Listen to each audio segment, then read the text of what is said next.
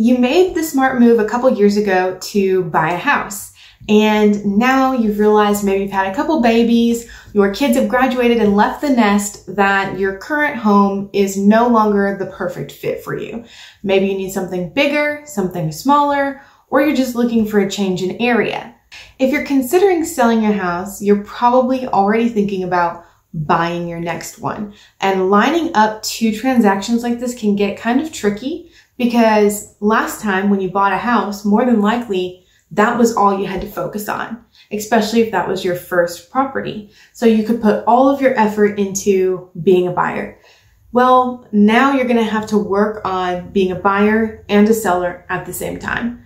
It doesn't mean that things have to be more stressful than the first time around, but there are more moving parts that you want to be aware of. So I want to talk to you today about the best way to make sure that when you're selling a house and buying a house, everything goes smoothly.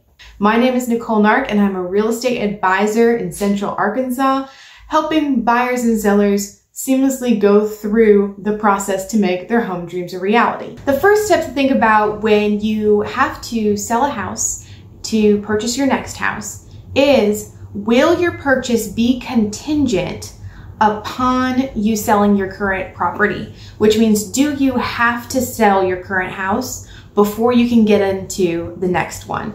And that has to do with your finances. There are some cases where you won't be able to secure another loan because of having that debt to income from your current house taking up that percentage. So you won't be able to get the loan for the new house while you still have the current house that you're making payments on. Whether the purchase of your next house is going to be contingent or not upon the sale of your current one is going to put you down two different tracks.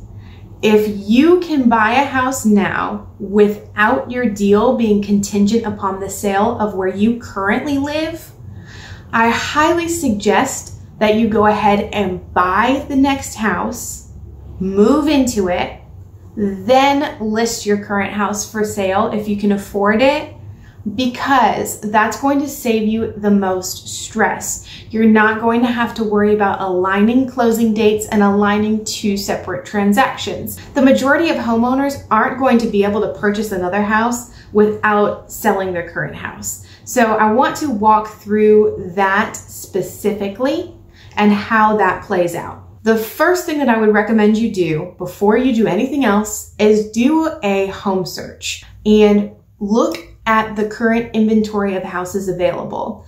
If you are seeing a couple that you would be interested in, this would be a good time to try and list your house so that you can sell it and get into one of those.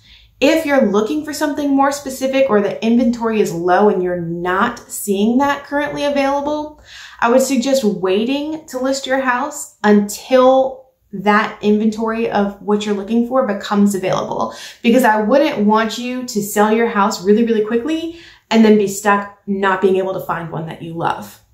The seller of whichever home you are going to make a contingent offer on is going to want to know that you are either at minimum in the process of bringing your house to market, or ideally it's already listed and under contract, because that means that you are a motivated buyer and that pretty soon your funds will be on their way for that purchase. Once your real estate agent gets your house up for sale, you can then move forward, tour those houses that you saw that you liked, and make a contingent offer on one of those properties.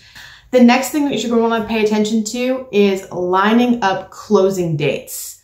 If you have to be moved out of your house by closing, and you have to close on this one first to get the funds to buy your new house, you're going to want to have this be pretty close in date. Otherwise, you're going to be staying in a hotel for a week with your stuff in storage for a week.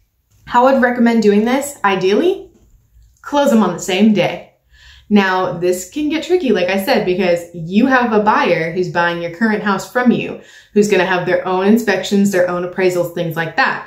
And you're going to be doing the same on this new property. So ideally get these as close together as possible. One thing to be super cognizant of when you're lining up two deals is to communicate with both sides.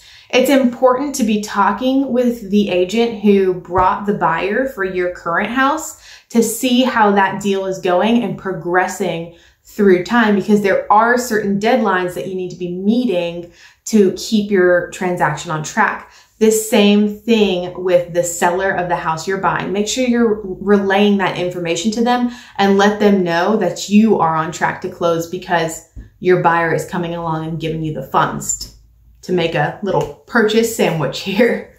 If you found this video informational and helpful, make sure to check out the links that I'll leave in the description. You will be able to look at the current inventory of homes that are available to see if this may be a good time for you to start this process, as well as get a home valuation on my website where you can see about how much your current house will sell for and calculate those closing costs so that you know about how much you will be able to put into your next home purchase. If you have any more questions or concerns about the process of selling a house to buy your next house, let me know in the comments. I'll be more than happy to answer any questions or concerns that you may have.